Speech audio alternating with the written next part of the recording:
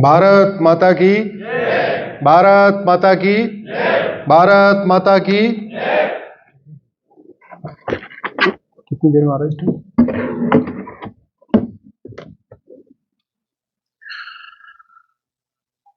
सबसे पहले पुण्य आत्मा गौरव जिंदल जी को प्रणाम करते हैं हम लोग। यहाँ मंच पर उपस्थित आदरणीय पवन जिंदल जी, आदरणीय श्री राजीव कुमार सिंह जी, श्री अशोक दिवाकर जी, श्री सुमेर सिंह जी और सामने बैठे सभी माननीय बहनों भाइयों, सबको मैं प्रणाम करता हूं, सबको नमन करता हूं, सबको वंदन करता हूं। आज इस पवित्र भूमि पे आपने मुझे बुलाया, सुनने का अवसर दिया, इसलिए मैं आपको विशेष रूप से आभार व्यक्त करता हूं। भगवान वाल्मीकि को प्रणाम करता हूं और आपके हरियाणम इस पवित्र क्षेत्र को प्रणाम करता हूं। भारत में एक ही ऐसा स्थान है जहां 150 किलोमीटर के अंदर 21 महर्षियों का आश्रम हुआ करता था और इसीलिए इस भूमि को हरियाणा कहते हैं। हम लोग अभी हरियाणा कहते हैं, एक्चुअली ये हरियाणम है, जहां श्री हरि का यान रहता था, जहां के महर्षि यान से चलते थे। उस स्थान को वेदों में हरियाणम कहा गया। धीरे धीरे अपभ्रंश होता गया और हरियाणम धीरे धीरे हरियाणा बन गया। यह अपभ्रंश भी 15वीं शताब्दी के बाद में आया।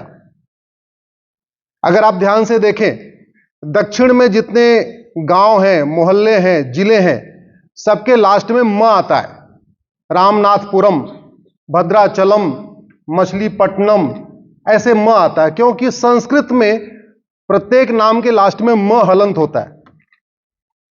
तो जहां जहां मुगलों का राज हुआ वहां से म गायब हो गया, जैसे हरियाणम से हरियाणा हो गया। जहां शिवाजी महाराज ने मुगलों को रोक रखा था महाराष्ट्र के बॉर्डर पे और उसके आगे नहीं बढ़ पाए, आंध्रा, तेलंगाना, केरल, कर्नाटक, तमिलनाडु, उस एरिया में नहीं पहुंच पाए, इसलिए उन स्थानों में आज भी व्यक्तियों के नाम में भी म होता है या न होता है। जैसे हमारे यहां रामचंद्र होता है, वहां रामचंद्रन होता है। हमारे यहां जौनपुर होता है, वहां रामनाथपुरम होता है। यह अपभ्रंश आया इसके बाद। और आज का जो विषय है, विषय रखा गया है सनातन संस्कृति का आधार सामाजिक समरसता, चुनौतियां और हमारी भूमिका। एक्चुअल में हमारे देश में जाति नाम का शब्द ही नहीं था। हमारे यहां जातक बोलते थे। आप ध्यान से देखिए, जातक, जाति नहीं।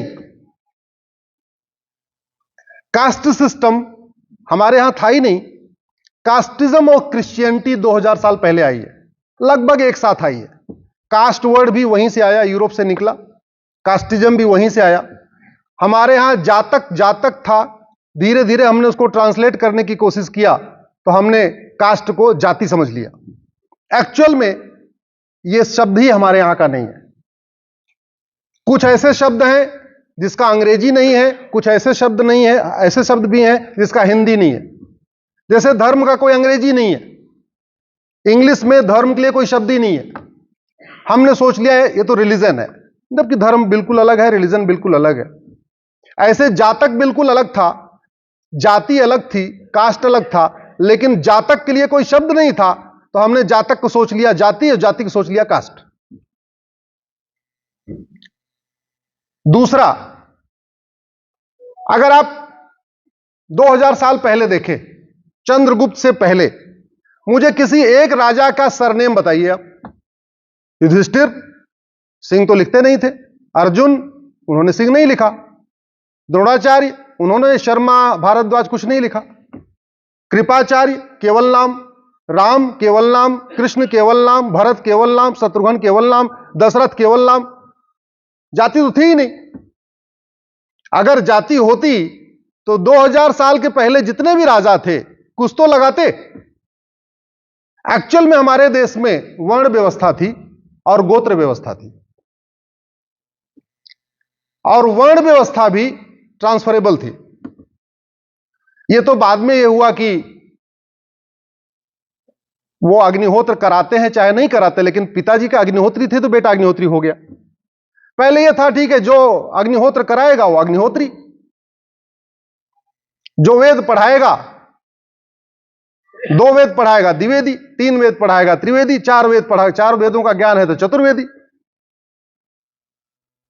पूजा पाठ बाकी और काम कराएगा तो शर्मा, बिजनेस करेगा तो बजाज। या तो गांव, खन्ना गांव था वहां वाले खन्ना हो गए, बादल गांव था वहां वाले बादल हो गए, हुड्डा गांव था वहां वाले हुड्डा हो गए, जिंद वाले जिंदल हो गए। ऐसे हमारे यहां 2 ही व्यवस्था थी, या तो गोत्र व्यवस्था और या तो ग्राम व्यवस्था। यह तो बाद में ऐसा हुआ। या तो व्यापार केंद्रित, स्क्रू का काम करते थे स्क्रू वाला, लक्कड़ का काम करते थे लकड़ा वाला, लोहार का काम करते थे उनको विश्वकर्मा शब्द उपयोग कर लिया। कास्ट थी नहीं। और फिर इसीलिए पिता की टाइटल कुछ अलग थी, बेटे की टाइटल कुछ अलग थी। अगर हमारे देश में कास्ट सिस्टम होता और समरसता नहीं होती, ऊंच नीच का भेदभाव होता, तो कृष्ण के, भगवान कृष्ण की बुआ कुंती कैसे हो गई? बड़ी सीधी सी बात। भगवान कृष्ण यदुवंश में हुए, महारानी कुंती क्षत्रिय परिवार में, दोनों बुआ कैसे हो गई? अगर हमारे देश में कास्टिज्म होता तो भगवान परशुराम और विश्वामित्र जी दोनों फुफेरे और ममेरे भाई कैसे हो गए? रिश्ता है सीधे सीधे मामा के लड़के का।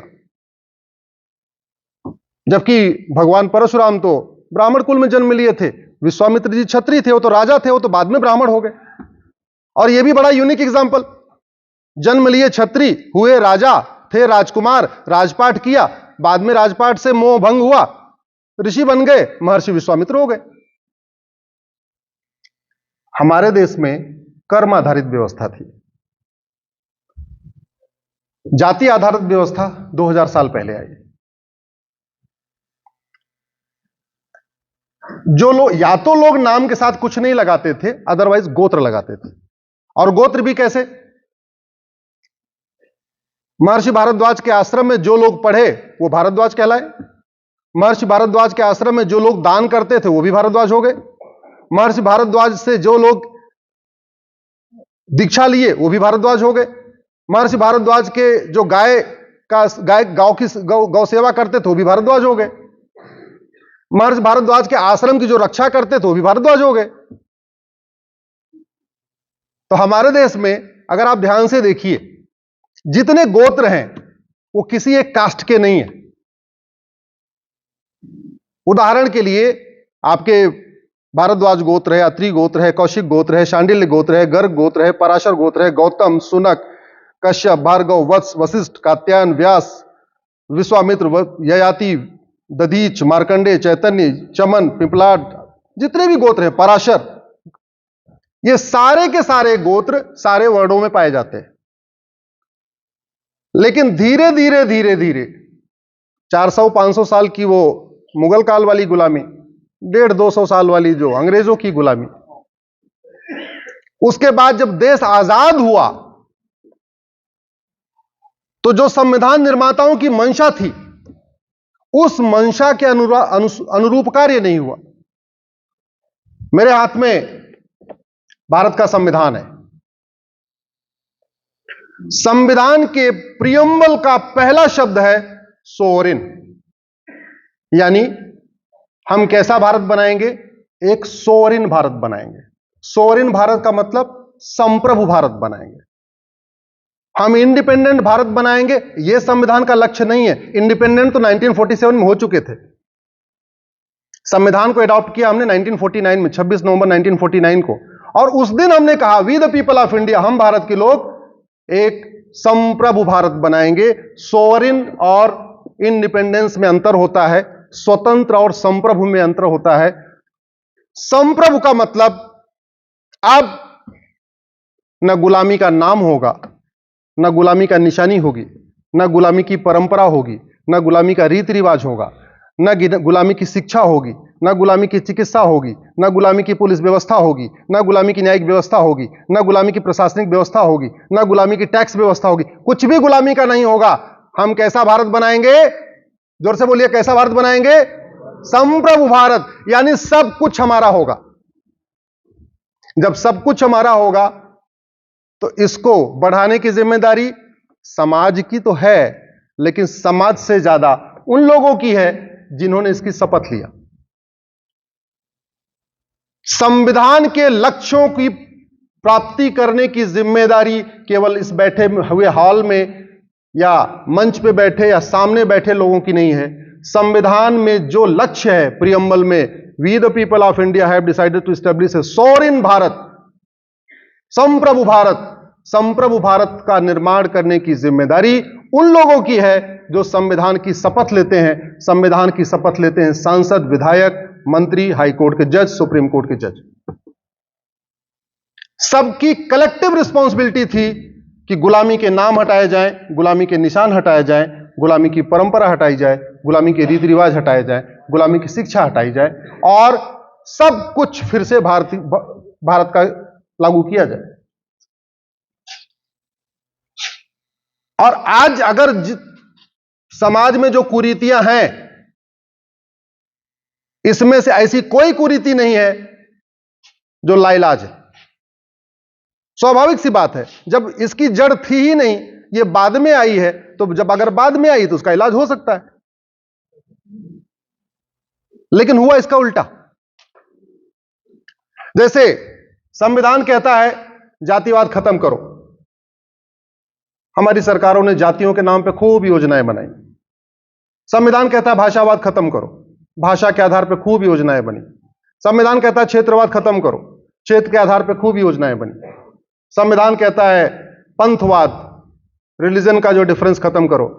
सरकारों ने माइनॉरिटी कमीशन बना दिया, माइनॉरिटी फिल्म मिनिस्ट्री बना दिया, हजारों करोड़ का बजट एलोकेट कर दिया। संविधान के प्रियम्बल में लिखा है फ्रेटर्निटी, यूनिटी, नेशनल इंटीग्रेशन, लेकिन एक समरसता आयोग नहीं बनाया गया। आज तक किसी भी सरकार ने एक समरसता आयोग, फ्रेटर्निटी कमीशन, यूनिटी कमीशन या कमीशन ऑफ नेशनल इंटीग्रेशन नहीं बनाया, जबकि संविधान यही कहता है।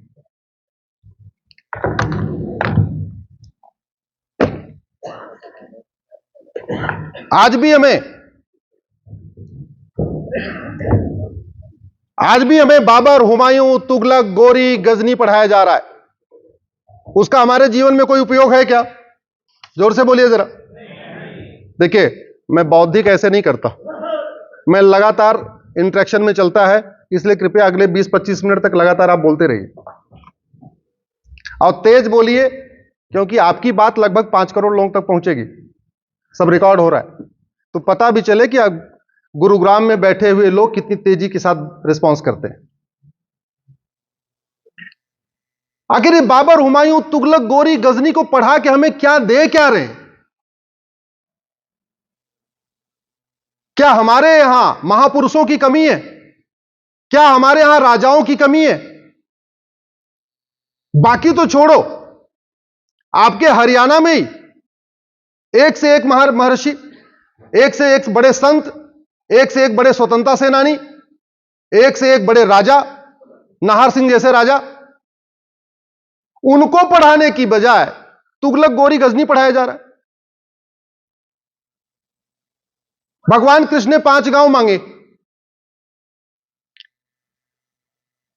इंद्रप्रस्थ, पानप्रस्थ, सोनप्रस्थ, तिलप्रस्थ, व्याघ्रप्रस्थ।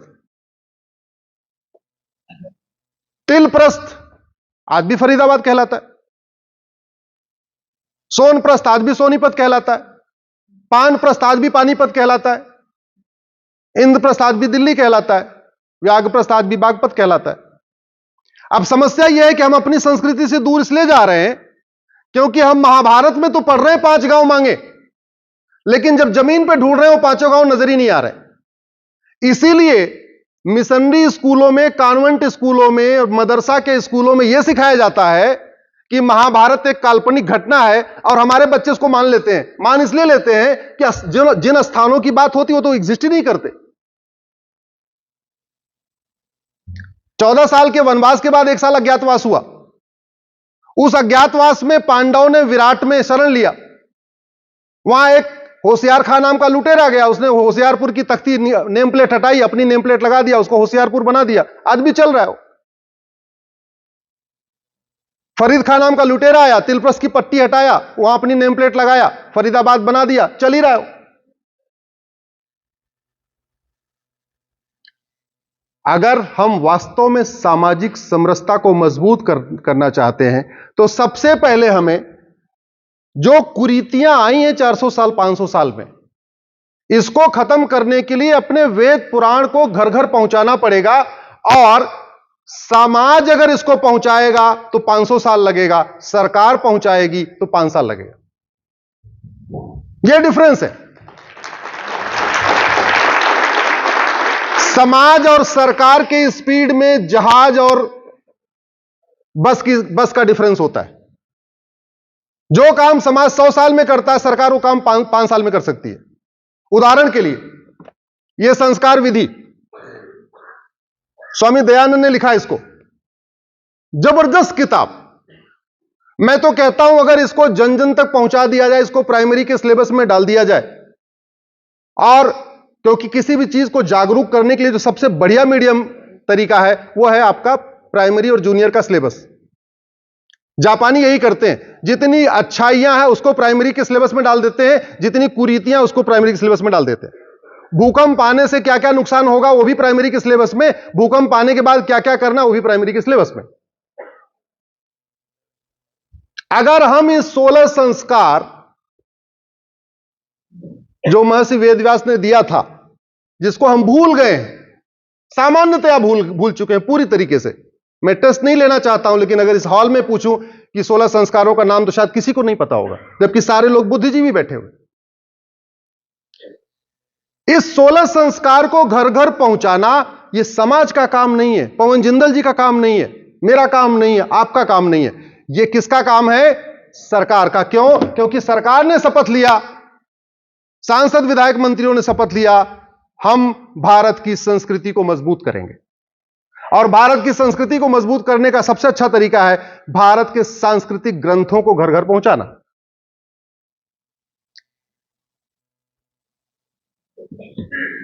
आज के हजारों साल पहले हमें एक ग्रंथ मिला। आप जरा सोचिए कितना महान कार्य उन्होंने किया। अगर महर्षि वाल्मीकि ने नहीं लिखा होता तो हमें नहीं पता होता कि लक्ष्मण जी जैसा सेवक भाई मिलना मुश्किल है, भरत जैसा आज्ञाकारी भाई मिलना मुश्किल है। पूरी राम कथा हम इसलिए जानते हैं क्योंकि वाल्मीकि जी ने हमें ग्रंथ दिया। अब जब वाल्मीकि जी ने ग्रंथ दिया, और वो ग्रंथ अपने आप में सामाजिक समरसता का सबसे अनूठा उदाहरण है। वास्तव में अगर रामायण समझ में आ जाए तो छुआछूत भेदभाव अपने आप ही खत्म हो जाए। राम के चरित्र को जिस तरीके से उन्होंने बालकांड से लेकर उत्तरकांड तक दर्शाया है, उसमें हमारी आधी कुरीतियां केवल रामायण को पढ़ने समझने से खत्म हो जाएंगी। लेकिन रामायण को पढ़ने पढ़ाने की जिम्मेदारी समाज पे दे दिया। क्यों भाई? सरकार का फिर क्या काम है? सारे यूरोप में बाइबल मैंडेटरी है पढ़ाना, पूरे खाड़ी देशों में कुरान को पढ़ाना मैंडेटरी है, तो भारत में रामायण को पढ़ाना मैंडेटरी क्यों नहीं करना चाहिए? और दोनों में जबकि कंपेयर नहीं किया जा सकता। बाइबिल सर्व कल्याण की बात नहीं करती, कुरान सर्व कल्याण की बात नहीं करती, बाइबिल सर्वजन हिताय सर्वजन सुखाय की बात नहीं करती, ना कुरान करती है। बाइबिल में यह बताया गया भाई ठीक है, जो जो क्रिश्चियन है उनके लिए ये अच्छा है, ये कुरान में कहा गया जो जो इस्लाम अडॉप्ट कर लेगा उसके लिए यह व्यवस्था है। रामायण में तो कहीं कहा ही नहीं गया कि भाई केवल हिंदुओं के लिए लाभकर होगा, बाकियों के लिए नहीं होगा। इसलिए एक इतना पवित्र ग्रंथ जिसको जन जन पहुंचाने से जातिवाद खत्म हो सकता है, भाषावाद खत्म हो सकता है, क्षेत्रवाद खत्म हो सकता है, कट्टरवाद खत्म हो सकता है, अलगाववाद खत्म हो सकता है, नक्सलवाद खत्म हो सकता है, माओवाद खत्म हो सकता है, उस पवित्र ग्रंथ को जन जन पहुंचाने के लिए सिलेबस में शामिल ही नहीं किया गया। रामचरितमानस में महर्षि वाल्मीकि के जो रामायण है 7 खंड है। अगर हमने फर्स्ट से शुरू किया होता, फर्स्ट में बालकांड, 7वीं पास करते करते बच्चे को पूरा रामायण पता होता। आपके इसी भूमि पर एक और पवित्र ग्रंथ की रचना हुई, भगवत गीता। 18 अध्याय हैं, 3-3 अध्याय अगर पढ़ाएं, 6वीं पास करते करते बच्चे को पूरी भगवत गीता पता हो जाएगी। रामायण पढ़ाएं, एक एक खंड पढ़ाएं, 7वीं पास करते करते पूरा रामायण ज्ञान। रामचरितमानस पढ़ाएं, 7 अध्याय, 7वीं पास करते करते पूरा। अब कुछ लोगों को यह होगा कि नहीं नहीं, यह भारत में कैसे हो सकता है, भारत में सेकुलर है, ऐसा सवाल कुछ आ सकता है। पहली बात तो सेकुलर का मतलब धर्मनिरपेक्ष नहीं होता। धर्मनिरपेक्ष तो कोई देश हो ही नहीं सकता, और भारत तो बिल्कुल नहीं हो सकता। अगर भारत धर्मनिरपेक्ष है तो सुप्रीम कोर्ट के जजेज की कुर्सियों पे क्यों लिखा रहता है यतो धर्मस्ततो जय? हमारे मित्र बैठे हुए हैं यहां पे, लिखा रहता है नहीं लिखा रहता? हाथ उठा के बताइए, लिखा रहता है। अगर भारत धर्मनिरपेक्ष है तो हाई कोर्ट के जजों की कुर्सियों पे यतो सत्यम शिवम सुंदरम क्यों लिखा रहता है? अरे भैया, भारत धर्मनिरपेक्ष नहीं है, भारत पंथ निरपेक्ष है। एक्चुअल में धर्म को घर घर पहुंचाना यह काम केवल समाज का नहीं है, केवल संघ का नहीं है, विश्व हिंदू परिषद का नहीं है, बजरंग दल का नहीं है। यह सबसे प्रमुख कार्य सरकार का है। संघ बजरंग दल उसको पहुंचा रहा है, विश्व हिंदू परिषद पहुंचा रहा है, उसके लिए तो उनको धन्यवाद देना चाहिए कि भैया सरकार वाला काम आप कर रहे हो।